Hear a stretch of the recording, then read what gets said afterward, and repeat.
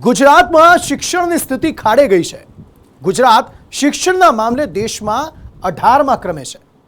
દેશમાં 18 વિદ્યાર્થીઓ વચ્ચે એક શિક્ષક છે, તો મોડલ સ્ટેટ ગણાતા ગુજરાતમાં 29 વિદ્યાર્થીઓ વચ્ચે એક શિક્ષક છે, કારણ કે ગુજરાતમાં ભૂતિયા શિક્ષક બાળકોને ભણાવી રહ્યા છે। બનાસકાંઠાના દાંતાની પાંછા પ્રાથમિક શાળામાં ભૂતિયા શિક્ષક ફરજ બજાવી રહ્યા છે, જે 8 મહિનાથી અમેરિકામાં સ્થાયી થઈ ગયા છે અને તંત્ર કોઈ જ કાર્યવાહી નથી કરતું। તો કપડવંજમાં ડમી શિક્ષકનો ખેલ પકડાયો છે। બનાસકાંઠામાં ભૂતિયા શિક્ષક, તંત્રની બેદરકારીનો બેનમૂન નમૂનો। 8 મહિનાથી ફોટામાં શિક્ષક। ગુજરાતની શિક્ષણની સ્થિતિ કોઈને કહેવા જેવી હવે રહી નથી। ગુજરાતી તરીકે આપણને શરમ આવે, પણ આ બેદરકાર તંત્રને શરમ નથી આવતી। બનાસકાંઠાના દાંતાની પાછા શાળામાં એક ભૂતિયા શિક્ષકે 8 મહિનાથી બાળકોનું શિક્ષણ બગાડ્યું છે। શિક્ષિકા ભાવનાબેન પટેલ 8 મહિનાથી અમેરિકામાં સ્થાયી થયા છે, પણ તેમણે સરકારી નોકરી છોડવી નથી। શિક્ષિકાની ગેરહાજરીથી ઇન્ચાર્જ શિક્ષિકા કંટાળી ગયા છે। શિક્ષિકા આવતા નથી, તંત્ર બીજા શિક્ષકની વ્યવસ્થા નથી કરતું, તો બાળકને ભણાવશે કોણ? જેની તેમણે જાણ તંત્રને કરી છે, તેમ છતાં તંત્ર કોઈ કાર્યવાહી કરતું નથી। હું આવી છું લગભગ 9-1 મહિના થયા આ સ્કૂલમાં। મારે બેન છેલ્લા ડિસેમ્બરમાં આવીને આજે 8 મહિના થવા આવ્યા। પોતે વિદેશમાં સ્થાયી છે। હવે વિદેશમાં સ્થાયી છે ને 8 મહિનાથી આ બાળકોનું શિક્ષણ બગડી રહ્યું છે, તો એમને હાજર થઈ જવું જોઈએ, કાં તો રિઝાઇન મૂકી દેવું જોઈએ। આ બાબતે મારી અરજીઓ થઈ છે, જે તે અરજીઓ મારી ડિસ્પ્લે પણ થઈ, બધું થયું છે, તો એક્શન કેમ નથી લેવાતી? બસ મારું એટલું જ આપને કહેવું છે કે એવું તો કયું દબાણ છે કે એક્શન નથી લેવાતી? આજે શિક્ષણની વાતો કરતા હોય તમે, અને આદિવાસી બાળકોને કેમ તમે ન્યાય નથી આપતા? શા માટે તમે ડિસિઝન નથી લઈ શકતા? અને ટીપીઓ ખુદ પોતે અહીંયા બેનને છૂટા કરવા સુધીની વાત કરી ગયા છે, તો પછી કેમ દબાઈ ગયું બધું? બસ મારી આટલી જ અરજી છે, અને મારી અરજીઓ ભાઈ છે શિક્ષણ મંત્રી સુધી કરેલી છે। મેં ડીપીઓ સાહેબને કરી છે, ટીપીઓ સાહેબને પણ કરી છે। હવે કોઈ જવાબ મળી નથી રહ્યો મને યોગ્ય ભાઈ। અહીં તો ઉલટા ચોર કોટવાલ કો દાટે। જિલ્લા પ્રાથમિક શિક્ષણાધિકારી વિનુ પટેલ કહી રહ્યા છે કે ઇન્ચાર્જ આચાર્ય મીડિયાને મિસબ્રીફ કરી રહ્યા છે, જે સેલેરી સ્લીપ બતાવી કહી રહ્યા છે કે શિક્ષિકાને પગાર ચૂકવાયો નથી। શિક્ષિકાને વધુ એક નોટિસ આપવામાં આવશે। શાળાના જે આસિસ્ટન્ટ આચાર્ય દ્વારા મીડિયાને કેટલીક મિસબ્રીફ કરવામાં આવેલ છે કે આ શિક્ષકને એમની બિનઅધિકૃત ગેરહાજરી દરમિયાન કોઈપણ પ્રકારનો પગાર ચૂકવવામાં આવેલ નથી। એમનું અમારું એસએસનું ઓનલાઈન પગાર બિલ પણ મારી પાસે છે, છતાંય છેલ્લા 8 મહિનાથી શાળાના આચાર્ય અને આસિસ્ટન્ટ આચાર્ય દ્વારા અત્રેના જિલ્લાને કોઈ રજૂઆત કરેલ નથી। છેલ્લા ટીપીઓની મુલાકાત દરમિયાન આ બાબત એમના ધ્યાને આવતા આસિસ્ટન્ટ આચાર્ય દ્વારા ગઈકાલે મીડિયાની અંદર રજૂઆત કરેલ છે। એના 2 દિવસ પહેલાં જિલ્લા કક્ષાએ એમને રજૂઆત કરેલ છે। તે શાળાના આચાર્ય, આસિસ્ટન્ટ આચાર્ય દ્વારા જિલ્લા અથવા તાલુકા કક્ષાએ સમય મર્યાદામાં કેમ જાણ કરવામાં નથી આવી, એની જવાબદારી પણ એની તપાસ કરી નક્કી કરવામાં આવશે। હાલ સમગ્ર મામલો પ્રકાશમાં આવતા મંત્રીઓએ જૂની કેસેટ વગાડી છે। શિક્ષણ મંત્રીએ તપાસના આદેશ આપ્યા છે, તો પ્રવક્તા મંત્રી કહી રહ્યા છે કે ખૂબ બહોળા સમાજમાં આવી નાની મોટી બની જાય, સરકાર સખ્તાઈથી પગલાં લેશે। મીડિયા દ્વારા જ્યારે જાણવા મળ્યું ત્યારે તુરંત જ મેં નિયામકશ્રીને વાત કરી અને તમામ પ્રકારની માહિતી પ્રાથમિક બેઝ મંગાવી છે। ત્યારે 1 જાન્યુઆરી 2024થી 1 પણ રૂપિયો પગાર આપવામાં આવ્યો નથી। કંઈ ખોટું કે ગલત એમણે કર્યું છે તો ચોક્કસ પ્રકારે એક્શન લેવાશે। ખૂબ બહોળા સમાજમાં ક્યાંય નાની મોટી આવી ઘટનાઓ લેભાગુ પ્રવૃત્તિઓની થાય અને સરકારના ધ્યાને આવે, એટલે ચોક્કસ એ પરિપ્રેક્ષની અંદર પૂરું નિરીક્ષણ કરી અને એમાં ખૂબ સખ્તાઈથી પગલાં લેવામાં આવશે। મે મહિનાથી તંત્રને જાણ છે કે શિક્ષિકા જાન્યુઆરીથી અમેરિકામાં છે, તો તંત્રએ શું કર્યું?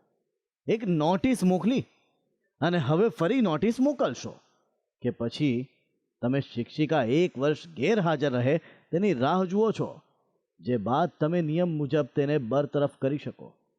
આ બધા વચ્ચે ખેડાના કપડવંજથી ડમી શિક્ષક કૌભાંડ ઝડપાયું છે, જેમાં ડમી શિક્ષકને 80,000થી વધુ પગાર ચૂકવાયો છે। શિક્ષક આશીષ પટેલના બદલે વિજય નામનો વ્યક્તિ કામ કરતો હતો. શાળાના આચાર્ય કહી રહ્યા છે કે હું શાળાએ ગયો નથી, મને જાણ નથી. એ તો સાહેબ આપણને ખબર નહીં. હું તો મને તો ગયો પણ નહીં. મને શું ખબર કે કયો શિક્ષક છે હું છે, એ તો મને ખબર હોય જ ના ને. તમને વિડીયોમાં બતાવ્યા પગ પર પગ ચડાવીને બેઠા હતા, એ વ્યક્તિ સ્કૂલના કર્મચારી? ના, એ અમારા તાબામાં આવતા જ નથી. એટલે અમે આ વસ્તુ પર 100% એક્શન લઈશું. હું આજે જ ટીપીઓ મેડમને બોલાવું છું, એમના જોડે ચર્ચા કરું છું. ડીપીઓ સાહેબનો પણ હું ધ્યાન દોરું છું કે આ બાબતે શિક્ષકમાં કાર્યવાહી એમને કરે. એક બાજુ આવા શિક્ષક છે કે જે 8 મહિનાથી ફરજ પર હાજર થયા નથી, અમેરિકા જતા રહ્યા છે, અને બીજી તસવીર એમની જેમણે શિક્ષક બનવું છે અને તે ગાંધીનગરમાં વિરોધ પ્રદર્શન કરી રહ્યા છે. આખી વ્યવસ્થા જ એવી છે કે તમે શું કરશો?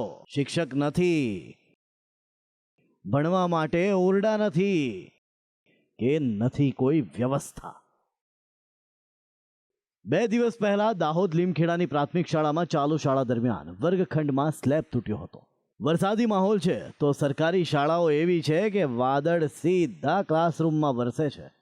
અરવલ્લીના મેઢાસણા પ્રાથમિક શાળામાં છત ટપકી રહી છે. 15 જુલાઈના રોજ નવસારીના વાંસદાના ધોળમાળ ગામે પ્રાથમિક શાળાની છત ટપકતી નજરે પડી હતી. ખેર, આ બધા વચ્ચે રોડ રસ્તા જુઓ. 2 દિવસ પહેલા અરવલ્લીના માલપુરથી આ દ્રશ્યો સામે આવ્યા હતા, જ્યાં શાળાએ જવા બાળકો કાદવ કીચડમાં થઈને જઈ રહ્યા હતા. 7 દિવસ પહેલા કચ્છના અબડાસામાં શાળાએ જવા ચોમાસાની સિઝનમાં વિદ્યાર્થીઓ નદી પાર કરીને જતા દેખાયા હતા. આવી મુશ્કેલીઓના કારણે ગુજરાતમાં શિક્ષણનું સ્તર દિવસે ને દિવસે ઘટતું જઈ રહ્યું છે. નીતિ આયોગના રિપોર્ટ મુજબ દેશમાં 18 વિદ્યાર્થી પર એક શિક્ષક છે, જેની સામે ગુજરાતમાં 29 વિદ્યાર્થી પર એક શિક્ષક છે. ગુજરાતનો ડ્રોપઆઉટ રેશિયો દેશમાં સૌથી ઊંચો છે અને ગુજરાત એજ્યુકેશનમાં આખા દેશમાં 18મા ક્રમે છે. સમસ્યા જોઈ અને સમસ્યા કેમ છે તેના કારણો પણ જોયા. તેમ છતાં નગરોળ તંત્ર કોઈ આંધળું અને બહેરું કૂટી રહી છે. તંત્રને પણ સમસ્યાની જાણ છે, પણ તેનો ઉકેલ લાવવામાં કોઈને રસ નથી. પરિણામે ભોગવવું ગુજરાતના બાળકોને પડી રહ્યું છે. બ્યુરો રિપોર્ટ, સંદેશ ન્યૂઝ. ગુજરાતમાં યાત્રા વર્સિસ યાત્રાનું પોલિટિક્સ શરૂ થયું છે. ભાજપની હર ઘર તિરંગા યાત્રા છે તો કોંગ્રેસની ન્યાય યાત્રા, જેમાં હવે ચર્ચા ભ્રષ્ટાચારના અને પાપના ખડા ભરાયાના એકબીજા પર આરોપ થઈ રહ્યા છે. તો યાત્રામાં પીડિતો પર પોલિટિક્સ પણ દેખાઈ રહ્યું છે, જેમાં નેતાઓના વાર પલટવારે મામલો ગરમાવી દીધો છે. ઘડો રાખ્યો છે કે જે ભારતીય જનતા પાર્ટીના પાપનો ઘડો. ભ્રષ્ટાચાર શબ્દ કોંગ્રેસને પહેલા તો શોભતો જ નથી. એ બધા ઘડા ભરેલા હતા કોંગ્રેસના ભ્રષ્ટાચારથી. આમાં અમારે એવું છે કે અમારે કોઈ રાજકારણ નથી કરવું. ભાજપે 8 થી 13 ઓગસ્ટ દેશભરમાં હર ઘર તિરંગા યાત્રાનું અભિયાન શરૂ કર્યું છે. તો ગુજરાતમાં કોંગ્રેસે પીડિતો માટે એક ન્યાય યાત્રાનું આયોજન કર્યું, જેમાં કોંગ્રેસ પાછલા કેટલાક સમયમાં બનેલા જુદા જુદા કાંડના પીડિતો સાથે મુલાકાત કરશે. આજે મોરબીથી તેની શરૂઆત થઈ છે, જેમાં કોંગ્રેસ ભાજપના ભ્રષ્ટાચાર અને પાપનો ઘડો લઈને નીકળી છે. મોરબીમાં વરસાદી માહોલ વચ્ચે કોંગ્રેસથી 300 કિલોમીટરની ન્યાય યાત્રા શરૂ થઈ હતી. વિવિધ શહેરથી પસાર થઈ આ યાત્રા 23 ઓગસ્ટે ગાંધીનગર પહોંચશે. કોંગ્રેસની ન્યાય યાત્રામાં મોરબી કાંડના પીડિતો જોડાયા હતા, જેમણે કહ્યું કે કોંગ્રેસની ન્યાય યાત્રામાં અમે ગાંધીનગર સુધી જોડાઈશું. અમે અહીંયાથી ચાલુ કરશું, ચાલવાનું ગાંધીનગર સુધી જવાનું છે અમારે, અને ત્યાં પણ લોકો બધા આવવાના છે અમારી જોડે. મારે કોંગ્રેસને પણ એટલું કહેવું છે કે તમારે કોઈ આવા પીડિતોને જો ન્યાય અપાવવો હોય કે હોય તો એના દોષિતો છે કે દોષિતોને શોધવા માટે અથવા તો દોષિતોના કોઈ પુરાવા શોધવા માટે મદદરૂપ થવું જોઈએ, કાં તો પ્રજાની અંદર પ્રજાના લક્ષી કામ કરવા માટે તમે આગળ વધો. માત્ર ને માત્ર પોતાની મંશા સંતોષવા માટે, પોતાની રાજકીય ઈચ્છાઓ સંતોષવા માટે આવા નિર્દોષ લોકોના મોત પર આવું રાજકારણ મોત. જે કાંડ અને કૌભાંડ કરનારા લોકો હથકંડા અપનાવે એમાં નવું નથી. તમામ પ્રકારની નીતિ રીતિ અપનાવશે, પણ તેમ છતાં અમે ઈચ્છી રહ્યા છીએ કે ગુજરાત ન્યાય યાત્રા જ્યારે 23મી ઓગસ્ટે ગાંધીનગર ખાતે સમાપન થશે ત્યારે આ ભારતીય જનતા પાર્ટીના ભ્રષ્ટ શાસકોએ સંપૂર્ણપણે ન્યાયની દિશામાં વિચારવા માટે અમે મજબૂર કરી દીધા છે. આ કોઈ 1 કે 2 કે 3ની નથી. સરકારની સંપૂર્ણ ભ્રષ્ટ નીતિ રીતિના કારણે નિર્દોષ નાગરિકોના જે હોમાઈ ગયા છે અને હવે ભવિષ્યમાં કોઈ ન હોમાય એના માટેની આ લડત છે, અને એ લડત લોકતાંત્રિક રીતે કોંગ્રેસ પક્ષ આગળ વધી રહ્યો છે. બીજી બાજુ ભાજપ અને કોંગ્રેસ વચ્ચે ભ્રષ્ટાચાર અને પાપના ઘડા પર વાર પલટવાર શરૂ થયો છે. કોંગ્રેસ પ્રવક્તા પ્રગતિ આહિર કહી રહ્યા છે કે હાલ લોકો તેમાં ભાજપના પાપની ચિઠ્ઠી નાખી રહ્યા છે, જે ગાંધીનગરમાં ફૂટશે. તો સામે ભાજપના પ્રદેશ ઉપાધ્યક્ષ ભરત બોગરા કહી રહ્યા છે કે કોંગ્રેસના શાસનમાં રોજ પાપનો ઘડો સામે આવતો હતો. તો અમે એ પાપનો ઘડો રાખ્યો છે કે એમાં કોઈ એમના નામ વગર એમની ચિઠ્ઠી નાખે, અને એ ચિઠ્ઠીમાં જ્યારે અમે ગાંધીનગર પહોંચશું ત્યારે એમનો પાપનો ઘડો ખોલીશું ત્યારે ખબર પડશે કે ગુજરાતની જનતા છે હજી કેટલા બધા એવા ના દેખાતા પ્રશ્નોથી એ ઝઝૂમી રહી છે. તો એમના ન્યાય માટેની આ યાત્રા છે. ભ્રષ્ટાચાર શબ્દ કોંગ્રેસને પહેલા તો શોભતો જ નથી. એ બધા ઘડા ભરેલા હતા કોંગ્રેસના ભ્રષ્ટાચારથી. રોજ સવારમાં ઉઠીને એક નવો કાંડ કોંગ્રેસની સરકારમાં આવતો હતો ને તમે બધા પણ લખતા હતા ને અમે પણ વાંચેલા છે. એટલા માટે કોંગ્રેસ ભ્રષ્ટાચાર માટેની વાત કરે અને કોંગ્રેસના વડવાઓ હજી અડધા જેલમાં જ છે, હજી અડધા કોર્ટના ચક્કરો કાપે છે અને હજી કોંગ્રેસના નેતાઓની ઘરે કરોડો રૂપિયા. કોંગ્રેસની ન્યાય યાત્રાને મંત્રી ઋષિકેશ પટેલે માફી યાત્રા ગણાવી છે. જેઓ કહી રહ્યા છે કે વર્ષો જૂના પાપ માટે કોંગ્રેસ હાલ યાત્રા કાઢી માફી માંગી રહી છે. મેં ગઈકાલે પણ કહ્યું હતું, આ ન્યાય યાત્રા વર્ષો સુધી કોંગ્રેસે દેશમાં શાસન કર્યું છે, ગુજરાતમાં પણ શાસન કર્યું છે. એટલે હવે અહેસાસ થઈ રહ્યો છે કે અમે ઘણો બધો અન્યાય ગુજરાતની પ્રજાને કરી ચૂક્યા છીએ. એટલે ક્યાંક નાનું મોટું આપણે આડું અવળું ખોટું થાય અથવા તો ભૂલ થાય તો આપણે માફી માગતા હોય, મને લાગે છે માફી માગી રહ્યા છે. હાલ તો ગુજરાતમાં યાત્રા પોલિટિક્સ શરૂ થયું છે. એક બાજુ ભાજપની હર ઘર તિરંગા યાત્રા ચાલી રહી છે, તો બીજી બાજુ કોંગ્રેસની ન્યાય યાત્રા, જેમાં ભ્રષ્ટાચાર અને પાપના ઘડાની સાથે પીડિતો પર પોલિટિક્સ જોવા મળી રહ્યું છે. ગુજરાતમાં આ યાત્રા પૂરી થતા સુધી પોલિટિકલ માહોલ ગરમ રહેવાનો છે તે નક્કી છે. બ્યુરો રિપોર્ટ, સંદેશ ન્યૂઝ. આજે 9 ઓગસ્ટ છે, વિશ્વ આદિવાસી દિવસ. પરંતુ ગુજરાતના આદિવાસી વિસ્તારમાં માહોલ અશાંત છે. નર્મદાના ગરુડેશ્વરમાં 2 આદિવાસી યુવકોના મોત મામલે માહોલ ગરમ છે. હત્યાના વિરોધમાં સ્ટેચ્યુ ઓફ યુનિટી, કેવડિયા અને ગરુડેશ્વરમાં સજ્જડ બંધનું એલાન આપવામાં આવ્યું છે. જે મજૂરિયા લોકો જેમને ઉચકીને બેસાડી દીધા છે, અમે એમને જોયા તો બધા મજૂરિયા લોકો છે. તો મુખ્ય આરોપીનું નામ કેમ નથી નાખવામાં આવ્યું?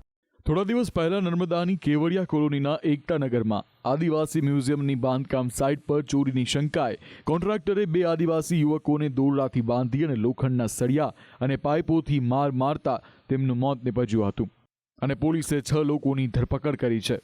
પરંતુ તેના પર હવે રાજકારણ ગરમાયું છે. હત્યાના વિરોધમાં આજે વિસ્તારના લોકોએ સ્ટેચ્યુ ઓફ યુનિટી વિસ્તાર, કેવડિયા, ગરુડેશ્વરમાં સજ્જડ બંધ પાડ્યું છે.